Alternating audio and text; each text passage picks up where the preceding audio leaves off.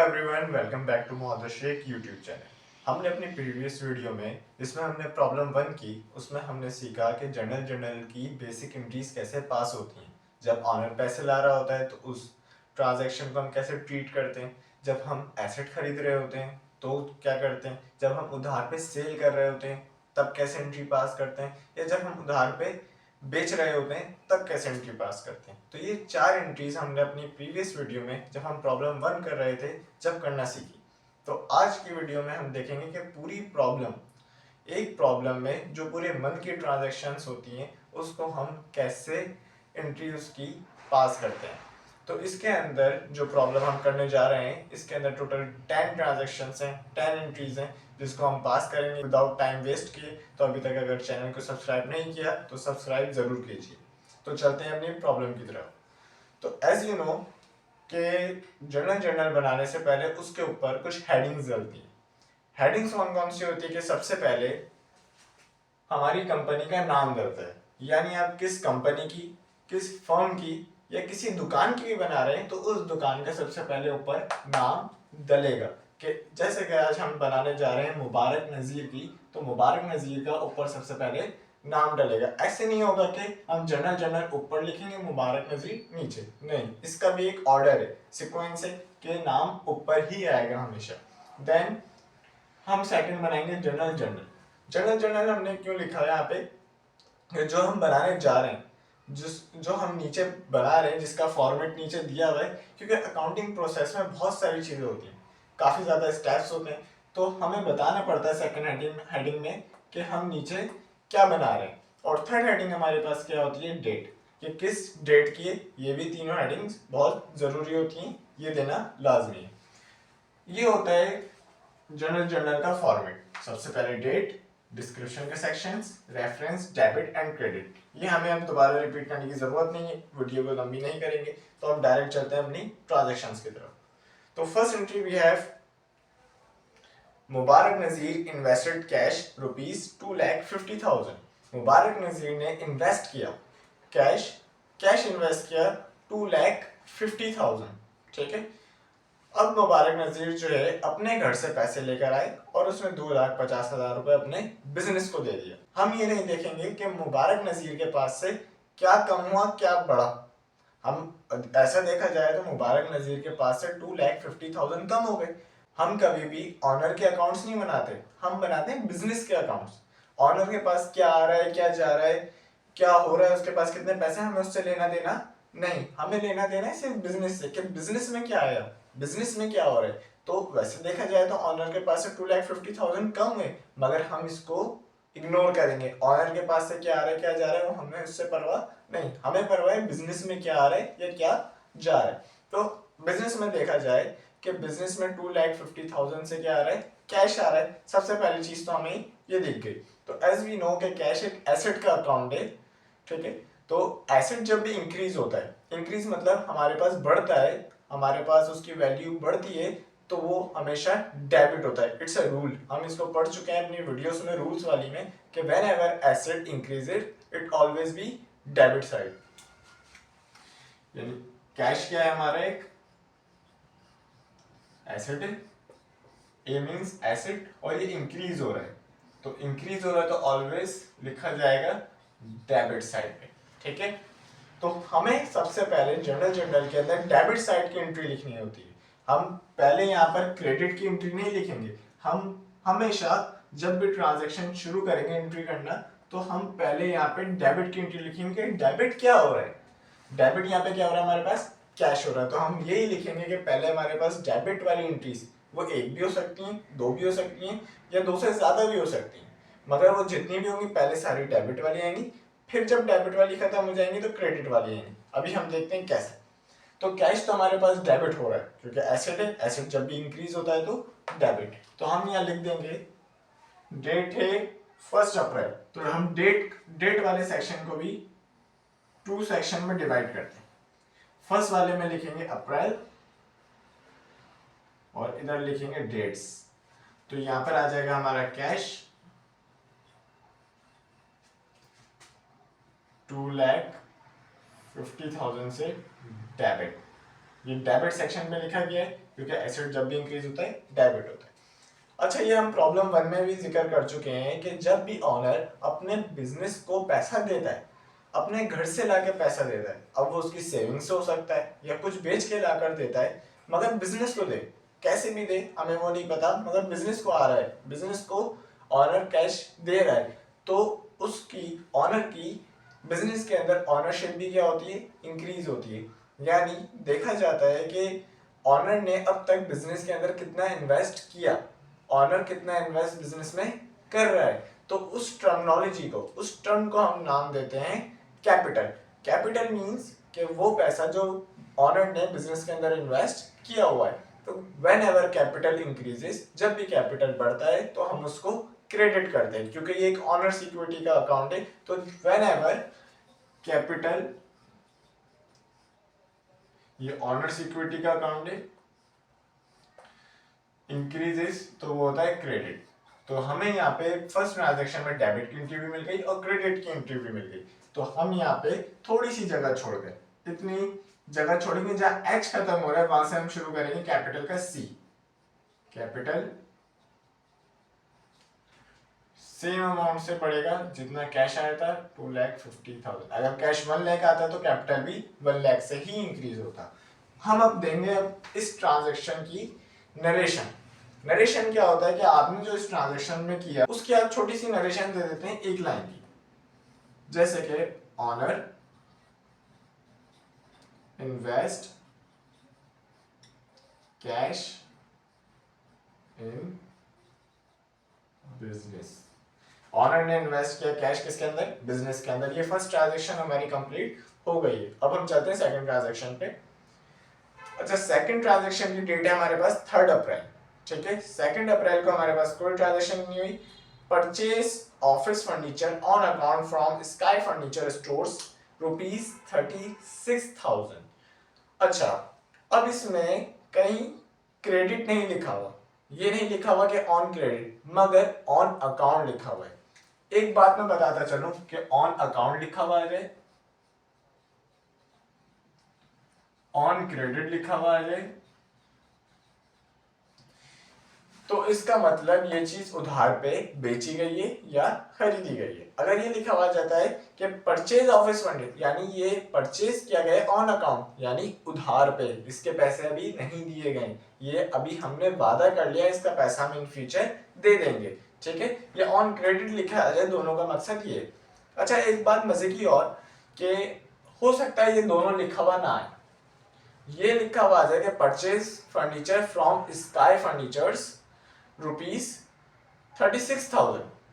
अब यहाँ पे कहीं ऑन अकाउंट नहीं लिखा हुआ, ऑन क्रेडिट नहीं लिखा हुआ, मगर जिससे हमने खरीदा है उसका नाम मेंशन है। अगर ऐसा लिखा हुआ आ जाता है, ये ऑन अकाउंट ऑन क्रेडिट नहीं होता और सिर्फ नाम लिखा हुआ आ जाए जिससे हमने खरीदा, तो जब भी इसका मतलब ये है कि हमने क्रेडिट पर ही खरीदा, हमने उसके पैसे उसको नहीं दिए, इन फ्यूचर हमें वो देने, वो हम पे क्या है, प्रॉमिस है, ठीक है। तो purchase office furniture, office furniture हमारा क्या होता है, एसेट होता है। मैंने आपको एसेट का बताया भी था, जब भी हम कोई चीज इन फ्यूचर बेच के उसका कुछ पैसा वसूल कर लें या उतना ही पैसा वसूल कर लें, जैसे कि अगर फर्नीचर 1 लाख का खरीदा और 2 साल बाद वो 80,000 का बिक जाता है, तो वो कुछ टाइम बाद हमें पैसे देके जा रहे हैं, कुछ ना कुछ ही सही, भले 20,000 कम, मगर देकर तो जा रहे हैं, तो उसको हम एसेट समझते हैं, ठीक है। अगर मैं दूसरी एग्जाम्पल दूँ रेंट की, कि मैंने अपने घर का रेंट दिया 20,000 रुपये, तो ऐसा तो नहीं है मैं 2 साल बाद अपने ऑनर, घर छोड़ने के बाद अपने घर के ऑनर से वो 20,000 रुपये मांग लूंगा, वो अब हमें नहीं मिल सकते। एसेट और एक्सपेंस का यही फर्क होता है। तो हमारे पास तो एक एसेट इंक्रीज हुआ, ऑफिस फर्नीचर, इसको मिटा देते हैं।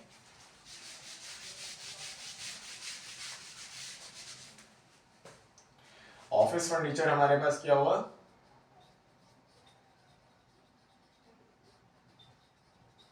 इंक्रीज हुआ, और ये हमारा एसेट है, तो ये क्या होगा हमारे पास, डेबिट होगा, ठीक है। तो हम यहाँ लिख देंगे 3 अप्रैल। हम बार बार आपको अप्रैल लिखने की जरूरत नहीं है, क्योंकि आपने अप्रैल एक साइड पे लिख दिया तो उसका मतलब ये सबके साथ है, अब बस आपको यहाँ पे सिर्फ दूसरी लाइन में डेट्स डालनी है।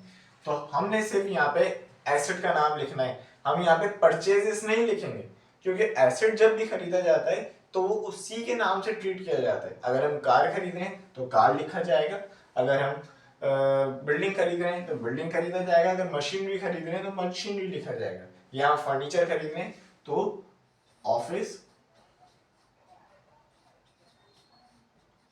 फर्नीचर। ठीक है, अब आप यहाँ पे सिर्फ फर्नीचर भी लिख सकते हैं, शॉप फर्नीचर भी लिख सकते हैं। अब वो आपके ऊपर है कि आप इसको किस नाम से ट्रीट करते हैं। जो आपको समझ आ रहे, सारे नाम सही कंसीडर होंगे। अच्छा, जो खरीदा गया फर्नीचर वो अकाउंट पे था, मींस वो उधार पे था, हमने उसके पैसे नहीं दिए, यानी इसका मतलब वो हम पे क्या है, डेट है। और जब भी कोई चीज हम पे उधार होती है उसको हम अकाउंटिंग की लैंग्वेज में कहते हैं लाइबिलिटी, यानी ये चीज हम पे क्या है, उधार है, हमें ये देनी है। तो व्हेन एवर लाइबिलिटी इंक्रीजेस, जब भी हमारी लाइबिलिटी इंक्रीज होती है तो वो क्या होती है, क्रेडिट होती है। तो ये क्या है हमारा अकाउंट पेबल। ठीक है, ये हमारा इंक्रीज हो रहा है, तो ये क्या हो रहा है, ये हमारा लाइबिलिटी का अकाउंट है और ये हमारा क्रेडिट होगा। ठीक है, ये हम रूल्स सारे पढ़ चुके हैं। ठीक है, तो अकाउंट पेबल हम इसको ऐसे लिखेंगे, सेम थोड़ी सी जगह छोड़ के, यहाँ हमारी एक ट्रांजेक्शन कंप्लीट हो गई थी, अकाउंट पेबल।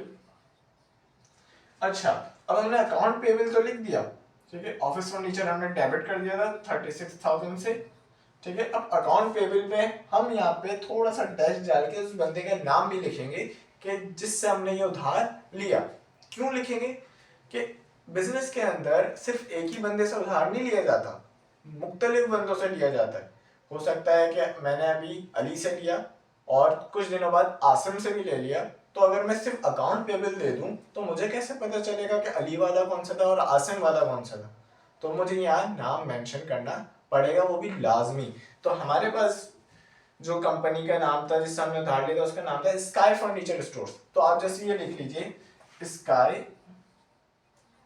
फर्नीचर्स। ठीक है, और यहाँ पे नरेशन दे दीजिए परचेज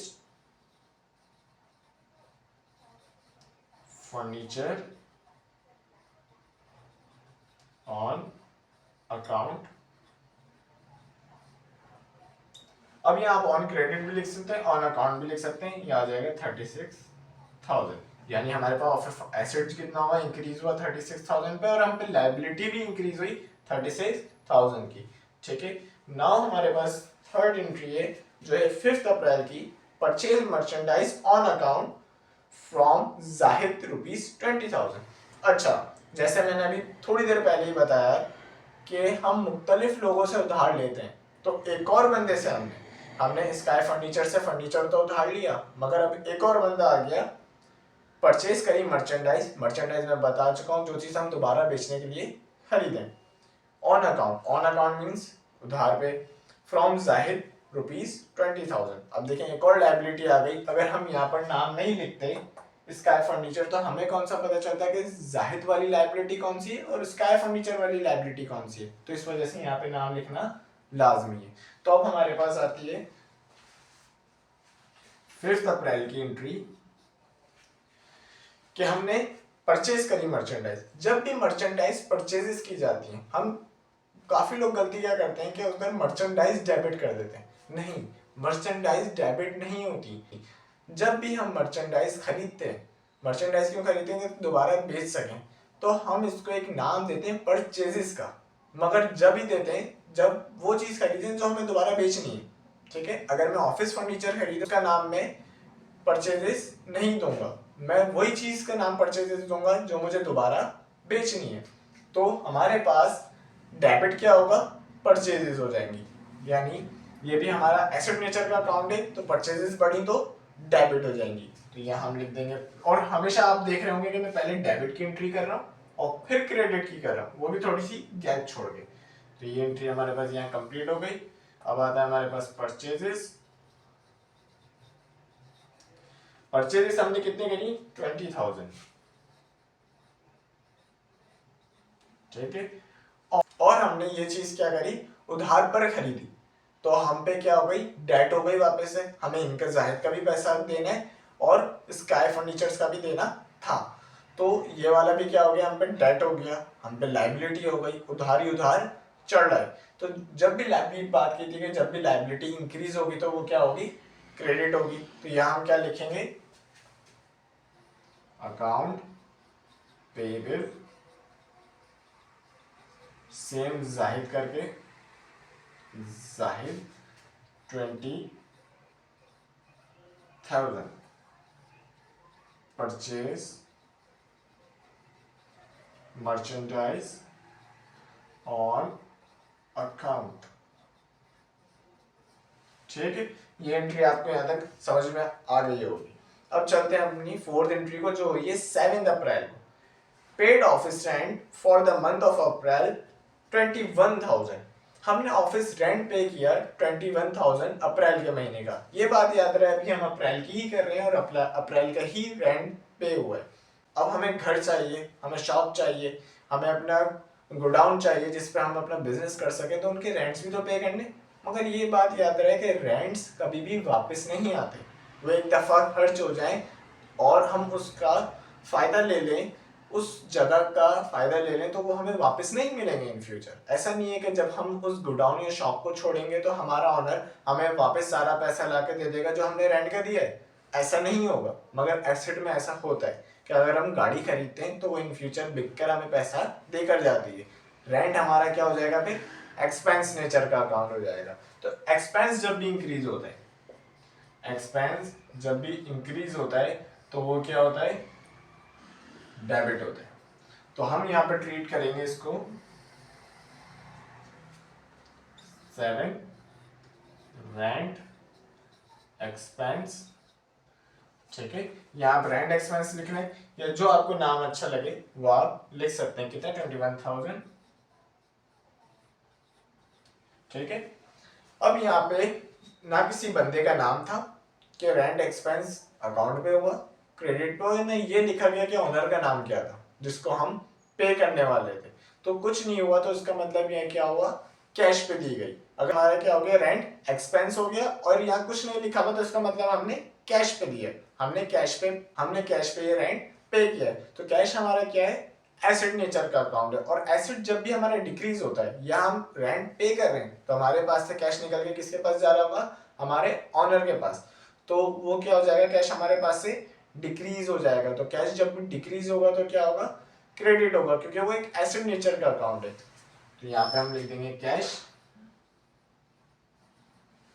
21,000 और यहाँ एक हम नरेशन दे देंगे पेड शॉप रेंट। ठीक है, यहाँ तक आपको एंट्री समझ में आ गई होंगी। 7 अप्रैल तक हमारी एंट्रीज क्लियर हो चुकी हैं। अब हम चलते हैं 10 अप्रैल की एंट्री पे। Sold merchandise for cash 14,000। So simple entry, sold करी मर्चेंडाइज हमने कैश के ऊपर 14,000 रुपीज की। तो हमने अगर कैश पे बेची तो हमारे पास क्या आया होगा, कैश आया होगा। और कैश क्या है, एसेट है, और एसेट जब भी बढ़ेगा तो डेबिट होगा। तो यहाँ पे क्या करेंगे, कैश डेबिट। अब मैंने यहाँ से कंटिन्यू कर लिया, यहाँ पे जगह खत्म हो गई है। कैश 14,000 से डेबिट होगा, ये डेबिट का सेक्शन चल रहा है और ये क्रेडिट का चल रहा है, और ये रेफरेंस का और ये डेट का। डेट क्या थी इसकी, 10। ठीक है, अच्छा कैश तो हमारे पास आया 14,000 का, मगर हमने किया क्या, हमारे पास से तो मर्चेंडाइज गई, कम हो गई। मगर हम इसको अकाउंटिंग की टर्मिनोलॉजी में लिखते हैं सेल्स, और सेल्स हमारा रेवेन्यू का अकाउंट है। तो रेवेन्यू जब भी हमारा इंक्रीज होता है तो क्या होता है, क्रेडिट होता है। तो यहाँ पे हम लिखेंगे सेल्स 14,000 सेल्स ऑन कैश। ये हमारी क्या हो गई, नरेशन हो गई। ये हमारी एक और ट्रांजैक्शन यहाँ पे कंप्लीट। ठीक है, नेक्स्ट एंट्री हमारे पास है 10 की। नेक्स्ट एंट्री हमारे पास है 12 की। Sold merchandise on account to Rahman traders ₹18,000। जैसे कि हम परचेजेस कर रहे थे पहले ऑन अकाउंट पे, ऑन अकाउंट पे मतलब जिससे ले रहे थे उसको पैसे नहीं दे रहे थे। अब यहाँ सेल कर रहे हैं ऑन अकाउंट पे, यानी जिसको बेच रहे हैं वो हमें पैसे नहीं दे रहा, वो हमें प्रॉमिस कर रहा है कि इन फ्यूचर हमें पे कर देगा। यानी ये क्या हुआ, हमें पैसे नहीं मिलेंगे मगर हमारे पास से तो सेल्स हो गई, हमारे पास तो सामान चला गया। तो इस चीज को हम ट्रीट करते हैं अकाउंट रिसीवेबल पे, यानी जब हमें पैसे नहीं मिलते और हम किसी को सामान बेच देते हैं तो वो अकाउंट रिसीवेबल होता है। अकाउंट रिसीवेबल क्या होता है, हमारा एसेट नेचर का अकाउंट होता है, यानी इस पैसे पे हमारा हक है, ये हमें कभी ना कभी मिलेगा इन फ्यूचर, भले थोड़े टाइम बाद ही मगर मिलेगा जरूर। तो हम इसको एसेट की तरह ट्रीट करते हैं। तो एसेट जब भी इंक्रीज होता है तो डेबिट होता है, तो सेम अकाउंट रिसीवेबल भी क्या होगा, डेबिट होगा। और उसी तरीके से जहाँ यहाँ पे नाम लिखा हुआ जा रहा था जाहिद स्काई फर्नीचर, इसी तरीके से जिसको हम बेच रहे हैं उसका नाम भी लिखा हुआ जाएगा कि किसको बेचा उधार पे। तो यहाँ पे लिखा हुआ है हमने किसको बेचा है, रहमान ट्रेडर्स को 18,000 का। तो यहाँ पे हम लिखेंगे अकाउंट रिसीवेबल रहमान ट्रेडर्स, ठीक है, 12 की एंट्री है। और हमारे पास से क्या हो गई, सेल्स हो गई 18,000।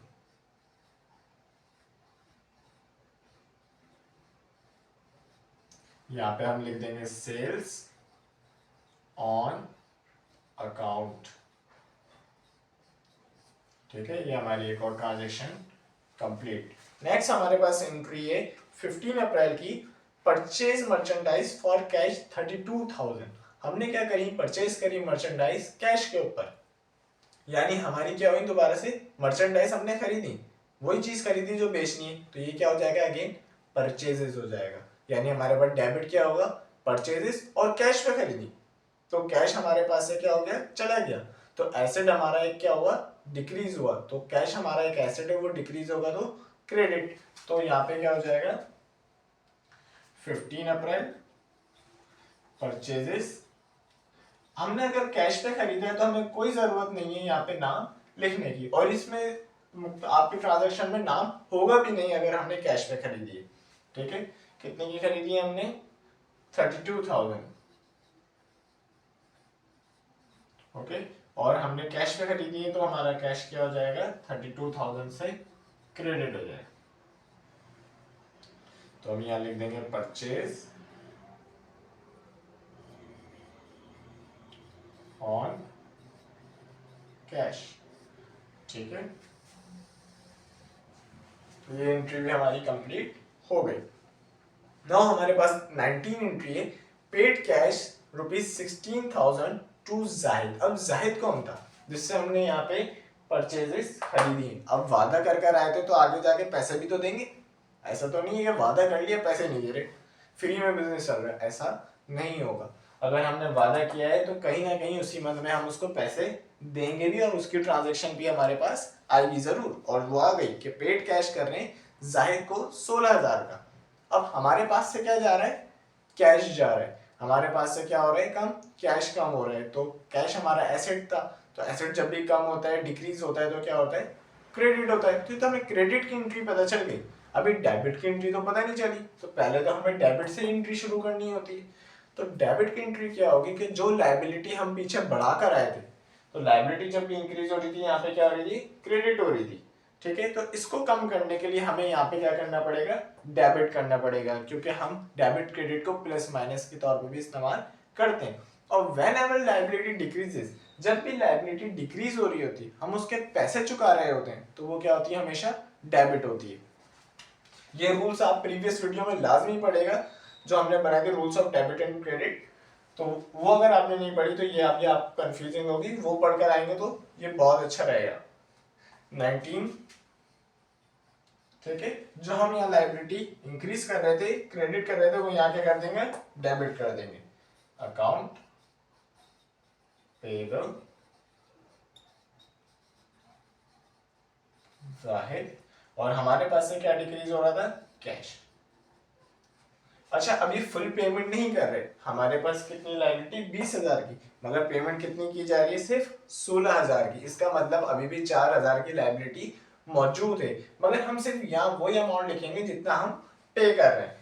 ये हम आगे जब इसके स्टेप्स होते हैं जनरल के, जब पढ़ते हैं कि ये कैसे इसका हिसाब किताब होता है। तो 16,000 रुपये हमारी लायबिलिटी डिक्रीज हुई, और कैश भी हमारा 16,000 से कम हो गया। यह हम लिख देंगे पेड टू जाहिद, हमने पे कर दिया जाहिद को, ये एंट्री भी हमारी खत्म हो गई।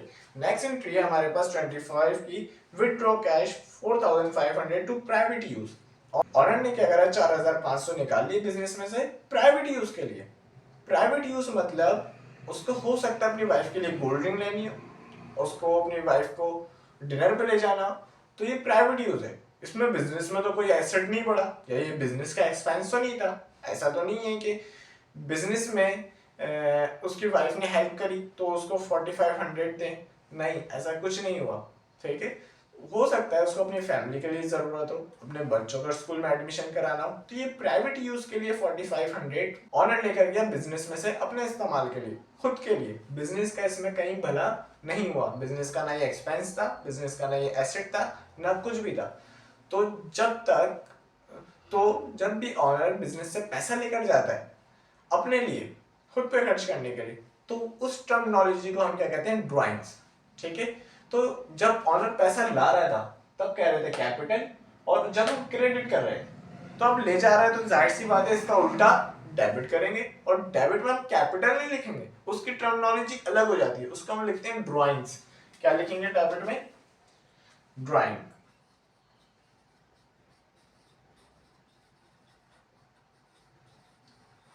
ठीक है, कितनी हो रही है, 4500। और जाहिर सी बात है अगर कैश लेके जा रहा है तो कैश भी हमारा क्या हो रहा है, डिक्रीज हो रहा है, और कैश हमारा एसेट है, ये मैं बार बार कह रहा हूँ, और एसेट डिक्रीज होता है तो क्रेडिट। अब तो ये आपके फिंगर टिप्स पे आ जाना चाहिए।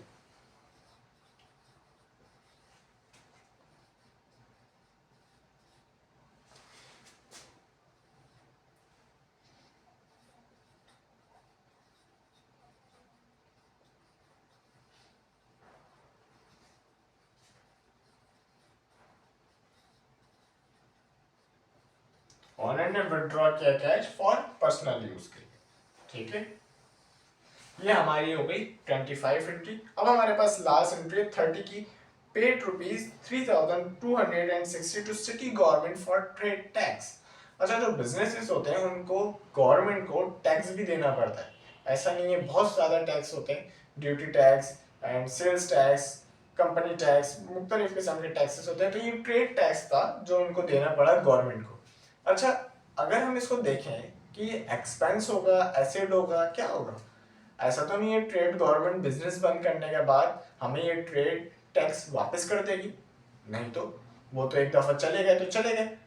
तो इससे हमारे बात तो जहन में एक ही आती है, तो एक्सपेंस हुआ, तो एक्सपेंस हमारा क्या हो रहा है, बढ़ रहा है, तो एक्सपेंस जब भी बढ़ता है तो डेबिट।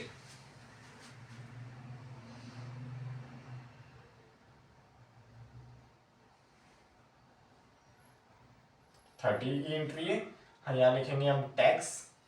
आप यहाँ पे एक्सपेंस भी लिख सकते हैं, सिर्फ टैक्स भी लिख दें तो समझ में आ जाएगा। और सिटी गवर्नमेंट से हम उधार तो कर नहीं सकते, तो ये जाहिर सी बात है कैश पे होगा, तो कैश भी हम क्या कर देंगे, क्रेडिट कर देंगे। कितना हम दे रहे हैं, 3260।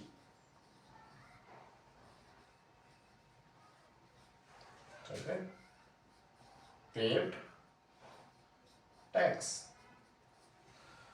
ओके, ये हमारी ट्रांजैक्शन अभी कंप्लीट हो गई है, हमने यहाँ 10 एंट्रीज पास करी।